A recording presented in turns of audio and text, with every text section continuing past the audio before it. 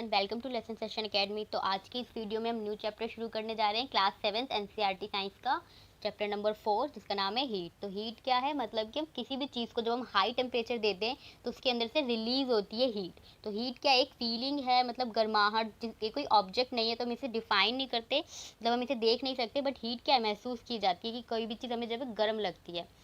तो जैसे कि हम चैप्टर शुरू करने जा रहे हैं, इसके अंदर सबसे पहले हम देखेंगे कि हम जब भी अगर हम ठंड होती है विंटर्स में क्या होता है, बाहर ठंडा होता है तो हम अपनी बॉडी को गर्म रखने के लिए ऐसे कपड़े पहनते हैं जिससे हमें वार्म फीलिंग हो। वुलन क्लॉथ पहनते हैं, मतलब बुनाई किए हुए कपड़े, जिससे हमें गर्माहट मिले। और जब बाहर जो टेम्परेचर है वो ज़्यादा होता है, यानी कि हॉट होता है, तो हम क्या करते हैं, लाइट कलर के कपड़े पहनते हैं, कॉटन के कपड़े पहनते हैं, हल्के कपड़े पहनते हैं, ताकि हमें कूलनेस की फीलिंग हो।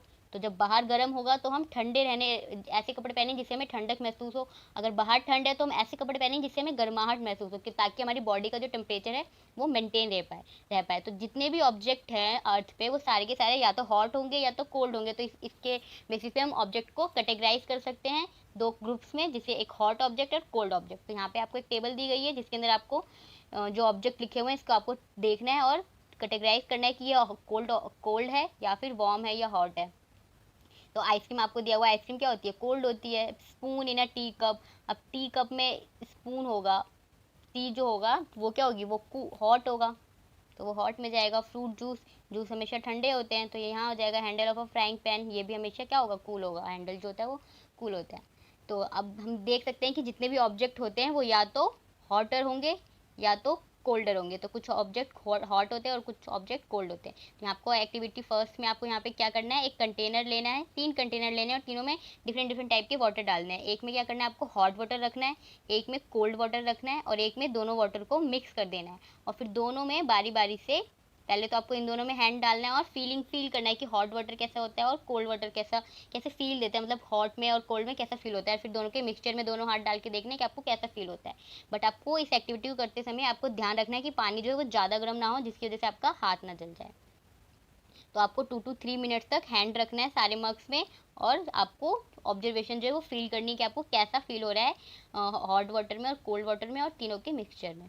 तो इसके बाद हम देखेंगे, अब ये जो हमने देखा यहाँ पे हमें गर्माहट महसूस हुई, तो ये जो मेजर था, ये जो टेम्परेचर था, कहीं पे ठंडा कहीं पे गर्म, जो हमें अलग अलग वाटर में फील हो रहा था, इसको हम मेजर कैसे करेंगे। तो ये क्या है, reliable measure of hotness of an object its temperature.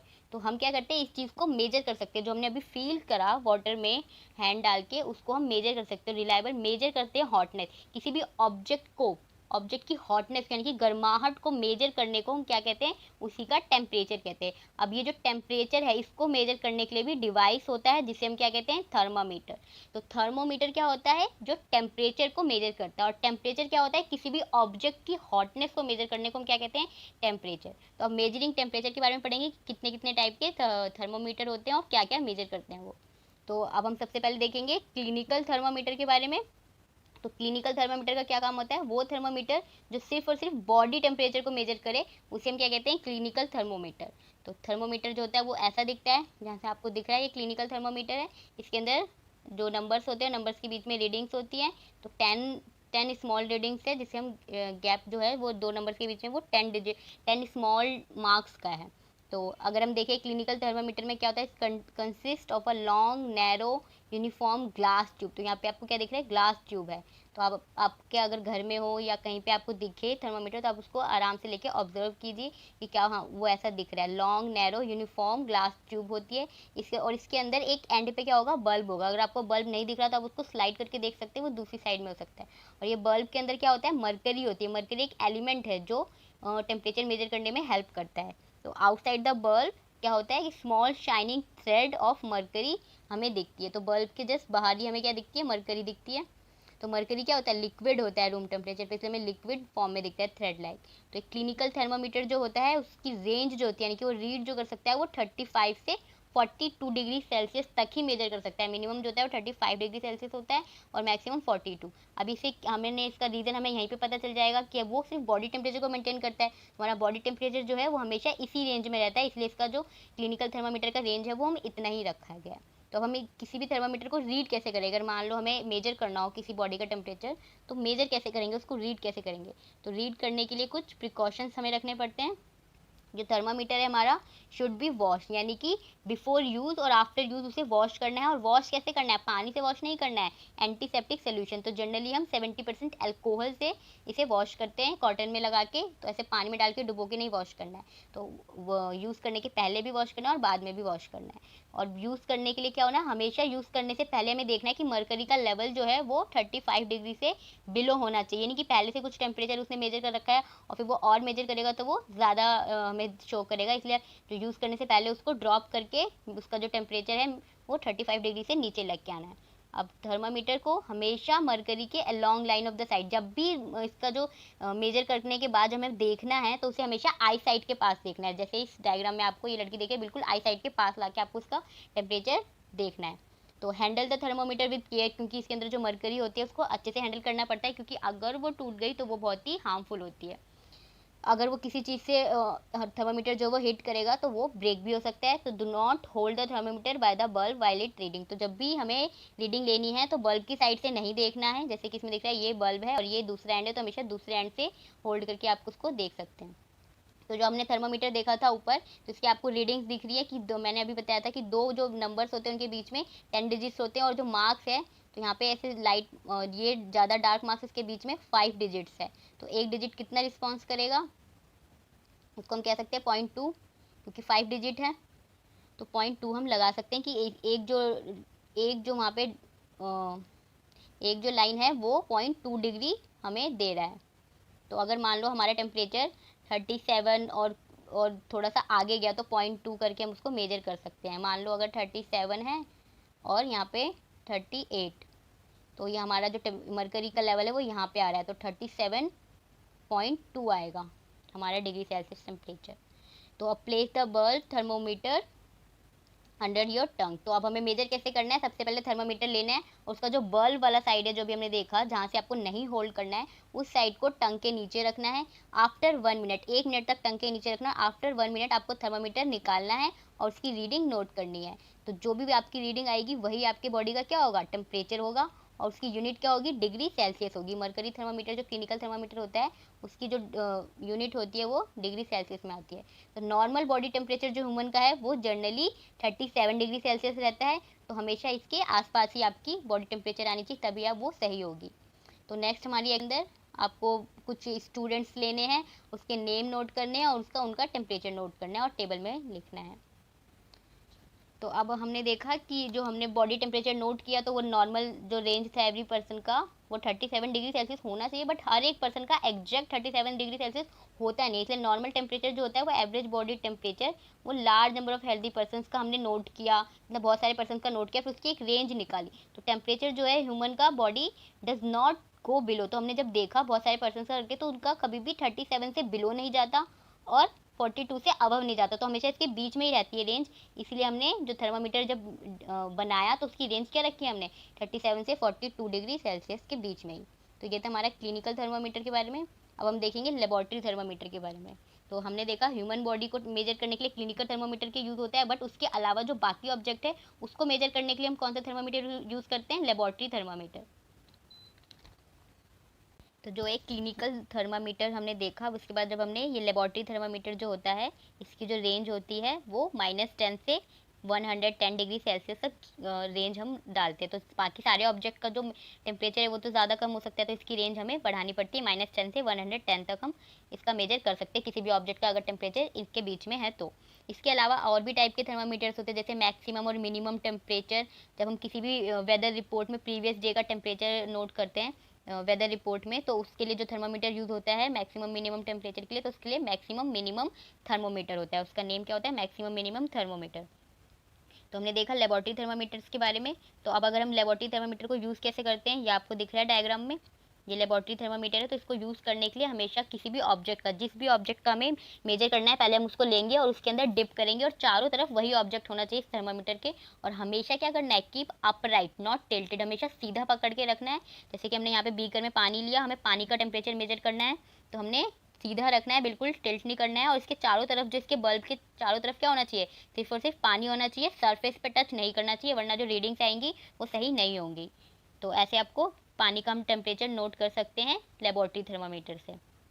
तो नेक्स्ट है हमारा यहाँ पे जो नेक्स्ट एक्टिविटी है, इसके अंदर थर्मोमीटर का हमने यही मेजर टेम्परेचर मेजर किया इस डायग्राम में जैसे हमने दिखाया है, इसको एक्सप्लेन करके। तो मरकरी का जो लेवल है वो गिरना नहीं चाहिए। तो अब हमने क्लिनिकल थर्मामीटर जो हमने देखा था उसमें हमने देखा था क्लिनिकल थर्मामीटर, हाँ यहाँ पे एक पॉइंट है कि हमने अब क्लिनिकल थर्मामीटर यूज़ किया वो बॉडी टेम्परेचर की यूज़ किया। अब जो लेबोरेटरी थर्मामीटर उसकी रेंज तो -10 से 110 तक है। तो 32 से 42 जो हमने 35 जो 42 डिग्री सेल्सियस था क्लिनिकल थर्मामीटर का, ये उसको भी मेजर कर सकता है। तो हम लेबोरेटरी थर्मामीटर को क्यों नहीं यूज़ कर सकते बॉडी टेम्परेचर यूज़ करने के लिए? तो जब आप नोटिस करोगे क्लिनिकल थर्मामीटर को दोबारा से, तो हमें दिखेगा उसके बल्ब की साइड पे, ये जो आगे वाला बल्ब है इसकी साइड पे ये जो आपको अलग से मार्क दिख रहा है, ये छोटा सा किंक लाइक स्ट्रक्चर दिखेगा। ऐसे जब किसी भी मेटल्स में ऐसे शेप हो जाती है तो हम किंक बोलते हैं। तो बल्ब के पास आपको किंक दिखेगा। तो ये किंक क्या करता है? ये प्रिवेंट करता है मरकरी लेवल को फॉल होने से उसके नॉर्मल से। जैसे कि हमने जैसे ही बॉडी से हमने निकाला मतलब टंग के पास से निकाला हमने थर्मामीटर, तो मरकरी का जो टेम्परेचर यानी कि जितना उसने मेजर किया था वो लो नहीं होता। लेकिन अब जब भी लेबोरेटरी थर्मामीटर को मेजर करेंगे और उसको निकाल के रख देंगे बाहर सरफेस पे, तो क्या होगा, उसका जो टेम्परेचर है धीरे धीरे स्लोली चेंज हो जाएगा। तो टेम्परेचर चेंज हो जाएगा तो बॉडी का जो है एग्जैक्ट टेम्परेचर हमें नहीं पता चल सकता। तो mercury is a toxic substance. अब जो ये मरकरी है क्लिनिकल थर्मोमीटर के अंदर, वो एक टॉक्सिक सब्सटेंस होता है और वेरी डिफिकल्ट टू डिस्पोज। तो अगर ये एनवायरनमेंट में आ जाए तो इसको डिस्पोज करना बहुत ही मुश्किल हो सकता है। इसलिए जब भी थर्मोमीटर ब्रेक होगा तो वो बहुत ही हार्मफुल हो सकता है। इसलिए अब जो है ऐसे डिजिटल थर्मोमीटर्स यूज़ किए जा सकते हैं। तो डिजिटल थर्मोमीटर्स भी बना लिए गए हैं जिसके अंदर मरकरी यूज़ नहीं होती। तो ये था आपका थर्मोमीटर के बारे में जो टेम्परेचर को मेजर करता है। नेक्स्ट है हमारा ट्रांसफ़र ऑफ हीट। तो हीट ट्रांसफ़र कैसे होती है और किस किस प्रोसेस से होती है हमें ये देखना है। Heat passes from flame to the utensil. तो आप जब भी देखते हो, आप कोई भी बर्तन गर्म करते हो, गैस पे चढ़ाते हो, तो वो बर्तन क्या हो जाता है, थोड़ी देर बाद वो भी हीट हो जाता है, यानी कि गर्म हो जाता है। तो जो हमने गैस जलाते हैं तो उससे क्या होती है, वो हीट पास होती है हमारे उस बर्तन में भी। तो heat is transferred from the pan to the surrounding. तो अब हम जब उसको वापस बर्तन को उतार के रख देते हैं, उसके बाद क्या होता है, धीरे धीरे वो कूल डाउन भी हो जाती है। तो वो कूल डाउन क्यों होती है? क्योंकि जो हीट ट्रांसफर हुई थी उसके अंदर वो वापस से सराउंडिंग यानी एटमोसफेयर में रिलीज हो गई, तो वापस से वो हमारा बर्तन क्या हो गया, ठंडा हो गया। तो heat flows down from hotter object to colder object. तो ये कॉन्सेप्ट है कि हीट जो है हमेशा हॉटर ऑब्जेक्ट से कोल्डर ऑब्जेक्ट में ही ट्रांसफर होती है। तो ये याद रखना है, हीट हमेशा हॉटर से कोल्डर ऑब्जेक्ट में ट्रांसफर होती है। तो इसके लिए आपकी ये नेक्स्ट एक्टिविटी है। इसके अंदर हमने देखा कि हमें एक रॉड लेनी है और रॉड पे हमने क्या डाला है, वैक्स, जगह जगह पे वैक्स लगा दी है और उसके एक एंड पे हमने कैंडल जलाई। अभी ये वाला एंड क्या हो गया, इसका हीट हो रहा है धीरे धीरे। अब ये वाला एंड जो है इसका ज़्यादा हॉटर हो गया, लेकिन इस दूसरे एंड जो है ये क्या हो गया, ये अभी भी कोल्ड है इसके मुकाबले में। तो यहाँ से क्या होगा, जब ये हीट होगा तो ये यहाँ से यहाँ हीट फ्लो करेगा। तो सबसे पहले यहाँ की वैक्स जो है वो मेल्ट हो जाएगी हीट की वजह से। फिर धीरे धीरे आगे की जो वैक्स है वो भी मेल्ट होना शुरू हो जाएगी। क्या, कब, जब हीट जो है वो ट्रांसफर हो जाएगी एक एंड से दूसरे एंड की तरफ। तो यहाँ पे भी क्या हो रहा है, हीट ट्रांसफर हो रही है हॉटर ऑब्जेक्ट से कोल्डर ऑब्जेक्ट तक। तो ये वाला एंड जो है इसका हॉट है ज़्यादा, क्योंकि यहाँ पे हमने कैंडल जला रखी है, और ये वाला जो है ये कोल्ड है। तो ट्रांसफर ऑफ हीट जो होगी वो इस डायरेक्शन में होगी। तो the process by which heat is transfer from hotter end to the colder end. जब एक ही ऑब्जेक्ट के अंदर एक एंड यानी कि हॉट वाले एंड से कोल्ड वाले एंड में जब हीट ट्रांसफर होती है तो इस प्रोसेस को हम क्या कहते हैं, कंडक्शन। तो यहाँ पे हमने जो इस डायग्राम में जो एक्सप्लेन किया कि एक हॉटर एंड से कोल्डर एंड की तरफ हीट ट्रांसफर हो रही है, ये किस प्रोसेस से हो रही है, बाय प्रोसेस ऑफ कंडक्शन। तो इस प्रोसेस को क्या कहते हैं, कंडक्शन। तो जनरली सॉलिड में कंडक्शन के थ्रू हीट क्या होती है, ट्रांसफर होती है। तो नेक्स्ट है हमारी ये एक्टिविटी के अंदर आपको आर्टिकल यानी कि काफ़ी सारे बर्तन या जो भी यूटेंसिल्स होते हैं वो लेने हैं और उसको चेक करना है कि वो किस मटेरियल्स के बने हैं। और फिर उसके अंदर जो हॉट होता है, does other and get hot, यानी कि एक एंड पे आपको हीट करना है, टेम्परेचर हाई रखना है, और फिर चेक करना है कि क्या दूसरे एंड पे भी टेम्परेचर यानी कि जो हीट है वो फ्लो कर रही है, दूसरा एंड भी जो है वो हीट हो रहा है या नहीं हो रहा है, वार्म हो रहा है या नहीं हो रहा है। तो हम देखेंगे कि कुछ ऐसे ऑब्जेक्ट्स भी होंगे, कुछ ऐसे यूटेंसिल्स भी होंगे जो हीट नहीं फ्लो कर रहे बाय कंडक्शन। तो ऐसे इस हिसाब से दो टाइप के ऑब्जेक्ट्स हो सकते हैं। एक ऐसे मटेरियल्स जो अलाउ करते हैं हीट को पास होने के लिए एक एंड से दूसरे एंड तक। तो ऐसे ऑब्जेक्ट को क्या हम कहेंगे, कंडक्टर। यानी कि ये क्या है, कंडक्टर्स ऑफ हीट है, यानी कि हीट को कंडक्ट कर रहे हैं, अपने अंदर हीट को कंडक्ट करा सकते हैं, इनके अंदर ये एबिलिटी जो है वो है। तो इसके एग्जांपल में क्या हो जाएगा, एल्यूमिनियम, आयरन, कॉपर। तो ऑल मेटल्स, जितने भी मेटल्स होते हैं वो सारे हीट कंडक्टर ऑफ हीट होते हैं। अब कुछ ऐसे भी मटेरियल्स होते हैं जैसे प्लास्टिक वगैरह, do not allow the heat, तो वो अपने अंदर से हीट को अलाउ नहीं करते पास होने के लिए एक एंड से दूसरे एंड तक। तो ऐसे मटेरियल्स को क्या कहा जाता है, poor poor conductor of heat, तो ये हीट को पास नहीं करा है इसलिए पुअर कंडक्टर ऑफ हीट। और पुअर कंडक्टर ऑफ हीट्स को हम क्या कह सकते हैं एक टर्म में? इंसुलेटर। तो दो टाइप के मटेरियल्स हो गए, कंडक्टर्स एंड इंसुलेटर्स। तो ये भी इंपॉर्टेंट है आपके एग्जाम पॉइंट ऑफ व्यू से। नेक्स्ट प्रोसेस है हमारा ट्रांसफर ऑफ हीट। हीट का ट्रांसफर होना बाय प्रोसेस ऑफ कन्वेक्शन। तो कन्वेक्शन क्या होता है, उसके लिए आपको सबसे पहले एक ऐसा सेटअप करना पड़ेगा, एक फ्लास्क लेना है जिसमें 2/3 वाटर फिल करके फिर उसको कैंडल से हीट करना है, और उसके नीचे के यहाँ पे क्या रखना है, पोटेशियम पर मैग्नेट करना है। तो जैसे रखना है, तो पोटेशियम पर मैग्नेट जब आप रख के हीट करोगे तो क्या होगा, धीरे धीरे जब वाटर जो है वो हीट हो जाएगा, तो वाटर जब हीट होएगा तो किस में चेंज होगा, वाटर वेपर में चेंज होगा, यानी कि एयर की फॉर्म में चेंज हो जाएगा। तो जो वाटर हीट होगा वो क्या होगा, वो ऊपर की ओर फ्लो करने लग जाएगा, हॉट एयर में चेंज हो जाएगा। हॉट एयर क्या करेगी, फ्लो करेगी, और जो कोल्ड एयर होगी यानी कि कोल्ड वाटर जो होगा वो नीचे चला जाएगा, और फिर नीचे से क्या होगा, नीचे हीट हम दे रहे हैं तो नीचे से हीट होके वो भी वापस से क्या होगा, वो भी वापस से ऊपर अपर डायरेक्शन में मूव करेगा। तो हॉट जो वाटर है वो ऊपर की ओर मूव करेगा, और कोल्ड वाटर जो है वो नीचे की ओर मूव करेगा, और फिर हीट होके वापस से ऊपर करेगा। तो इस तरह की जो डायरेक्शन ऑफ एयर होती है, यहाँ पे हम वाटर देख रहे हैं या कैंडल का भी सेम प्रोसेस है। ये जो हमारा सोर्स ऑफ हीट है, सोर्स ऑफ हीट के पास जो एयर होगी वो क्या होगी, वो हीट हो रही होगी, वो उसका टेम्परेचर बढ़ा होगा तो वो मूव करेगा, और जो कोल्ड एयर होगी वो वापस से नीचे मूव करेगी, और फिर यहाँ से हीट करके वापस हो जाएगी। तो जो ऊपर वाले जो एयर होगी वो ज़्यादा हीट हो जाएगी। तो देखा है आपने कन्वेक्शन जो प्रोसेस है, इसके अंदर इस कैंडल में ये जो ऊपर वाली एयर होगी वो ज़्यादा हॉट होगी इन कंपेरिजन टू साइड वाले हैंड, तो साइड वाली एयर के मुकाबले। तो साइड वाला हैंड जो होगा वो कम हमें गर्म लगेगा, यहाँ पे जो हमें ज़्यादा गर्म लगेगा। कोस्टल एरियाज में रहते हैं, यानी कि जो समुद्र के आसपास किनारे में रहते हैं, वो एक इंटरेस्टिंग फेनोमेना को ऑब्जर्व कर सकते हैं, एक्सपीरियंस कर सकते हैं।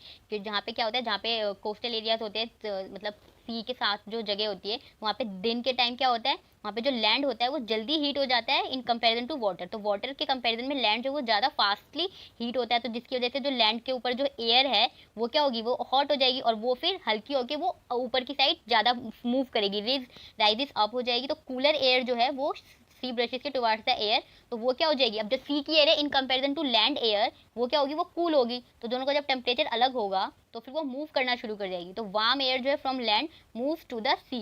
तो अब ऑपोजिट डायरेक्शन में, जैसे ही यहाँ पे आपको डायग्राम में दिख रहा है कि जो सी होगा वो जल्दी गर्म नहीं होगा, तो यहाँ पे जो एयर होगी वो कोल्ड एयर होगी, यानी कि कूल एयर होगी, और जो लैंड होगा वो ज़्यादा गर्म हो जाएगा, तो यहाँ पे यहाँ की एयर क्या हो जाएगी, हॉट हो जाएगी, और मूव करनी शुरू कर जाएगी इस डायरेक्शन में। और फिर इसी साइकिल को कंप्लीट करने के लिए जो कूलर एयर है वो ऑपोजिट डायरेक्शन में मूव करेगी साइकिल को कंप्लीट करने में। तो इस कंडीशन में जो लैंड एयर जो है वो मूव करती है, जब सी की एयर जो है, सी के पास जो एयर है वो मूव करती है जब लैंड की साइड में, तो इसे हम क्या कहते हैं, सी ब्रीज कहते हैं। सी से मूव कर रही है लैंड की तरफ, तो इसे सी ब्रीज कहते हैं। सेम नाइट के टाइम पे जस्ट इसका ऑपोजिट होता है, जो सी है वो वाला वाटर जो होता है वो बहुत ज़्यादा जल्दी गर्म होता है in comparison to land air के मुकाबले। तो यहाँ से हॉट एयर राइज अप करती है, और फिर कूल वाली जो एयर है लैंड की साइड वो कंप्लीट करती है साइकिल को, और जो लैंड से जो एयर निकल रही है कूल एयर, उसे हम क्या कहते हैं, लैंड ब्रिज कहते हैं। फिर यहाँ पे हम यहाँ से सी से कूल एयर निकल रही है तो इसे हमने सी ब्रिज का, यहाँ पे लैंड से निकल रही है तो हमें इसे लैंड ब्रिज कह देते हैं। तो ये था आपका कन्वेक्शन प्रोसेस। अब एक और प्रोसेस है जिसके थ्रू जो हमारी हीट जो है वो ट्रांसफर यानी कि होती है। जैसे कि अगर हम देखें सन, तो जैसे हम सन के सामने आते हैं या कि सन के एक्सपोजर में आते हैं, तो वो जो सनलाइट है हमारे पास डायरेक्ट पड़ती है, कोई प्रोसेस नहीं होता, कोई एयर का मूवमेंट नहीं होता। तो वो प्रोसेस क्या है, तो फ्रॉम सन जो हीट आती है वो एक दूसरे प्रोसेस से आती है जिसे हम कहते हैं रेडिएशन। तो रेडिएशन के लिए कोई मीडियम नहीं चाहिए होता, कोई एयर नहीं चाहिए होता, वाटर नहीं चाहिए होता, डायरेक्टली क्या होता है उससे ट्रांसफर ऑफ हीट हो जाता है। तो transfer of heat bye radiation does not require any medium. तो जब हम देखते हैं a hot utensil keeped away in the flame, तो जैसे ही हम किसी यूटेंसिल को गर्म किया, हमने हीट दिया और फिर उसको वापस से अलग कर दिया फ्लेम से, तो वो क्या हो जाता है, कूल हो जाता है। तो कूल होने के लिए भी क्या होता है, ट्रांसफर ऑफ हीट होता है। तो वहाँ पे भी जो ट्रांसफर ऑफ हीट हो रहा है सराउंडिंग में, जब हमने बर्तन गर्म करके वापस रख दिया, फिर जब दोबारा से इसकी हीट सराउंडिंग में जो ट्रांसफर हो गई, तो यहाँ पे भी ट्रांसफर ऑफ हीट हो रहा है, और विदाउट एनी मीडियम, और किसी प्रोसेस के मतलब किसी भी मीडियम के थ्रू नहीं हो रहा। तो ये भी कौन सा प्रोसेस है, ये भी रेडिएशन के थ्रू ही होता है, transfer of heat into the surroundings. तो all hot bodies radiate heat. तो जनरली हम ये बोल सकते हैं कि जितनी भी हॉट बॉडीज है अर्थ पे, वो सारी के सारी क्या करती है, हीट को रेडिएट करती है, क्योंकि वो हॉट है, और सराउंडिंग जो हमारा सराउंडिंग जो है वो कूलर है, कूल है, तो हॉट से कूल की तरफ क्या करेगा, हमने देखा था हीट का प्रोसेस ही क्या है, हॉटर ऑब्जेक्ट से कूलर ऑब्जेक्ट में फ्लो करना। तो हमेशा क्या होगी, सारी की सारी हॉट बॉडीज जो होंगी वो हीट को रेडिएट करती हैं, यानी कि रेडिएशन के प्रोसेस से रिलीज करती हैं। तो this heat falls on some object, अब वो रेडिएट करेंगी तो किसी ना किसी और ऑब्जेक्ट पे वो गिरेंगी, मतलब किसी और ऑब्जेक्ट पे किसी और ऑब्जेक्ट को गर्म करेंगी, तो अब पार्ट इज रिफ्लेक्टेड। तो जब भी कोई, जैसे कि सन है तो सन के पास हम खड़े हैं तो हमने हमने क्या किया, हमारे ऊपर लाइट आ रही है बाय रेडिएशन, तो ऐसा नहीं है कि हम सारी रेडिएशन अपने अंदर ही ले लेते हैं, तो किसी भी ऑब्जेक्ट के ऊपर जब रेडिएशन जाती है तो मे बी कुछ पार्ट क्या होता है उसका वापस से रिफ्लेक्ट कर जाता है, कुछ पार्ट हम एब्जॉर्ब कर लेते हैं, या फिर कुछ पार्ट जो है एटमॉस्फेयर में ट्रांसमिट हो जाता है। तो अलग अलग फेनोमेना जो है वो हो सकता है जब भी हम रेडिएशन पड़ती हैं, हीट जब हमारे पास आती है तो अलग अलग ऑब्जेक्ट्स पे, तो मे बी वो रिफ्लेक्ट भी हो सकती है, एब्जॉर्ब भी हो सकती है, और किसी और पार्ट में ट्रांसमिट भी हो सकती है। तो बाकी का हम नेक्स्ट वीडियो में देखेंगे। तो हम नेक्स्ट वीडियो में देखेंगे किस तरह के हम कपड़े पहनते हैं समर में और विंटर में, और क्यों पहनते हैं, और फिर हम क्वेश्चन आंसर को डिस्कस करेंगे। ओके बाय बाय गाइस, कुछ ना समझ में आओ तो कमेंट सेक्शन में पूछ लीजिएगा, और अगर वीडियो पसंद आई हो तो फ्रेंड्स के साथ शेयर कीजिए और चैनल को सब्सक्राइब कीजिए। Okay, thank you.